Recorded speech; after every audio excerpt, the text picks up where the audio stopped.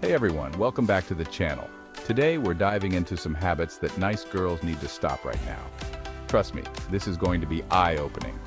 Being a nice girl, it's like this badge of honor we wear, right? But sometimes being too nice can actually hold us back in life, especially in relationships. So, if you're ready to ditch these habits and step into your power, then keep watching. Okay, first up, let's talk about something we've all probably done at some point. Faking it. Whether it's faking a smile, a laugh, or even in the bedroom, we've all been there. Girl, I get it, you don't want to hurt his ego. You care about him, and you want to protect his feelings. You want to make him feel good, to see that smile on his face, and to keep the peace in your relationship. But sis, how is he supposed to learn and grow if you're not keeping it 100? If you're not honest, he won't know what needs to change. Think about it. Good communication is the foundation of any strong relationship, right? It's what keeps the bond strong and the love alive, and that includes the bedroom. It's not just about the physical act, but the emotional connection that comes with it. You deserve to have an amazing and fulfilling sex life, and that starts with being honest about what you like and don't like. Your needs and desires are important. Now, I'm not saying you need to go full-on Simon Cowell on him and critique every little thing. It's not about tearing him down. But gentle guidance and open communication are key. It's about building each other up and growing together. Let him know what feels good, what you'd like to try, and don't be afraid to speak up if something isn't working for you. Your voice matters. Remember, you're both in this together, and by being honest with each other, you can create a truly incredible connection, both emotionally and physically. It's a journey you take together. So ditch the fake smiles and moans, and let's get real. Authenticity is the key to a deeper, more satisfying relationship. All right, next up, we need to talk about balance, or should I say, the lack thereof. Listen, relationships are a two-way street.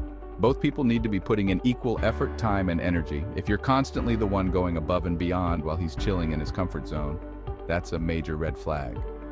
I'm talking about always being the one to make plans, initiate conversations, surprise him with gifts, or go out of your way to make him happy, and what does he do? Just sits back and reaps the benefits. Girl, no. You deserve someone who's just as excited to be with you as you are with them. Someone who puts in the same amount of effort and makes you feel valued and appreciated. Don't settle for anything less. Remember your worth, queen, and don't waste your precious time on someone who doesn't see it. This next one is so important, ladies. Stop seeking validation from others. You are beautiful, intelligent, and capable, and you don't need anyone else to tell you that. But so often we get caught up in this trap of needing external approval, especially when it comes to our relationships. We overthink everything. We analyze every text message, every social media post, every interaction with his friends and family, all in the hopes of getting that stamp of approval. But here's the thing. The only approval that truly matters is your own. When you believe in yourself and your worth, you radiate confidence. And that's way more attractive than constantly seeking validation from others. So, the next time you find yourself questioning your decisions or feeling insecure, take a deep breath and remember that you are amazing just the way you are. Trust your gut, follow your heart, and don't let anyone dim your shine. Chapter 4. Keep your money in your wallet. Okay, let's get real about money for a second. Ladies, I cannot stress this enough. Stop loaning money to your significant other. Money has the power to ruin relationships faster than you can say overdraft fees. It creates this weird power dynamic and can lead to resentment and arguments down the line. Now, I understand that sometimes your partner might need a little help, and that's okay. But there's a big difference between being supportive and becoming their personal ATM. If he's constantly asking for money or not being responsible with his own finances, that's a major red flag. Remember, you work hard for your money, and it's important to protect yourself financially. Keep your finances separate, have open and honest conversations about money, and don't be afraid to set boundaries. Your financial well-being is just as important as any other aspect of your life. Chapter 5. Speak your truth, sis.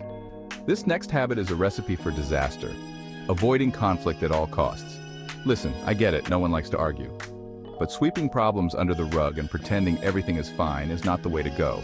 In fact, it's like slowly poisoning your relationship from the inside out. Holding back your true feelings and avoiding difficult conversations might seem like the easier option in the short term. But trust me, it will always come back to bite you later on. Resentment builds up, communication breaks down, and before you know it, you're living in a landmine of unaddressed issues. So how do you break this habit? Start by embracing open and honest communication. Don't be afraid to express your feelings, even if they're negative. Remember, a healthy relationship is about understanding and supporting each other, not about constantly pretending everything is perfect. Address issues head on, communicate effectively, and watch your relationship grow stronger as a result. Chapter 6. Stop saying sorry. All right, this one's for all my over-apologizers out there. You know who you are.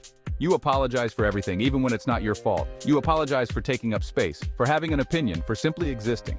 Girls, stop it. Over-apologizing can be a sign of insecurity and low self-esteem. It's like you're constantly seeking validation and approval from others, even for the smallest things. But here's the thing. You deserve to be heard, respected, and valued. And that includes your voice and your opinions. So the next time you find yourself about to apologize for something that's not your fault, stop and ask yourself, why am I apologizing? If it's a genuine apology, then by all means go for it. But if it's just a reflex, a way to minimize yourself or please others, then hold that apology back. You are worthy of taking up space, of expressing yourself, and of being heard without having to apologize for it. Chapter 7. Pity isn't love. Okay, this next one is a tough one, but it needs to be said. It's a topic that many shy away from, but it's crucial for your emotional well-being. Ladies, stop holding on to relationships out of pity. It's a trap that many fall into, thinking they're doing the right thing. I know you have a big heart. You want to be there for him, to support him through thick and thin. You care about him deeply. You might even love him, but love and pity are not the same. You've been through so much together, the memories, the shared experiences, they all hold a special place in your heart.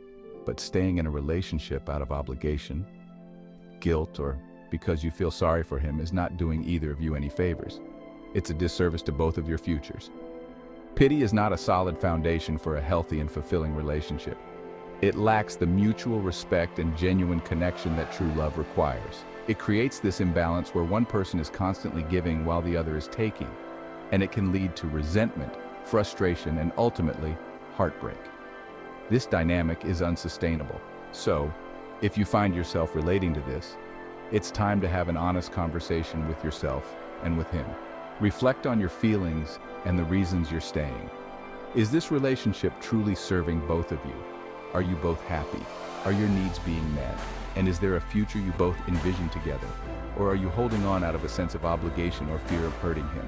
These are tough questions, but they need to be addressed. Remember, sometimes letting go is the kindest thing you can do for both of you. It might be painful initially, but it's a step towards a healthier future. It allows space for healing, growth, and the opportunity to find true happiness, both individually and potentially with someone else. Embrace the journey of self-discovery and trust that better days are ahead. Chapter 8. Put yourself first. Last but not least, let's talk about self-care, ladies. It's a topic that often gets overlooked, but it's so crucial for our overall well-being. You cannot pour from an empty cup. This means that if you are drained and exhausted, you won't be able to give your best to others. You cannot be the best version of yourself for others if you're not taking care of yourself first. Think of it as recharging your own batteries. And yet, so many of us, especially us women, put everyone else's needs before our own. We often feel obligated to be everything for everyone. We're so busy taking care of our partners, making sure they are happy and supported, our families, ensuring our children and relatives are well taken care of, our friends, being there for them in times of need, in our careers, striving to excel and meet expectations, that we forget to prioritize our own well-being. We push our needs to the back burner. We neglect our physical health, our mental health, our emotional health, all in the name of being there for everyone else. This can lead to burnout and resentment, all in the name of being there for everyone else. But remember, you can't give what you don't have. But here's the thing. Self-care is not selfish, it's essential. It's about maintaining your own health and happiness. When you prioritize your own well-being, you have more energy, more patience, and more love to give to others. You become a better version of yourself, and more love to give to others. Your relationships improve, and you feel more connected and fulfilled. So make time for yourself. Engage in activities that you love, whether it's a hobby, a walk in nature, or simply some quiet time. Do things that bring you joy. Set boundaries. Learn to say no. It's okay to put yourself first sometimes. And don't feel guilty about it for a second. Guilt has no place in self-care. Remember, you deserve to be happy, healthy, and fulfilled just as much as anyone else in your life. You are worth it, healthy and fulfilled, and when you take care of yourself, you set a positive example for others to do the same, just as much as anyone else in your life. So start today, put yourself first, and watch how everything else falls into place. You are worthy. Thanks for watching. If you found this video helpful, give it a thumbs up and don't forget to subscribe to the channel. Check out our other videos for more great content and inspiration. See you next time.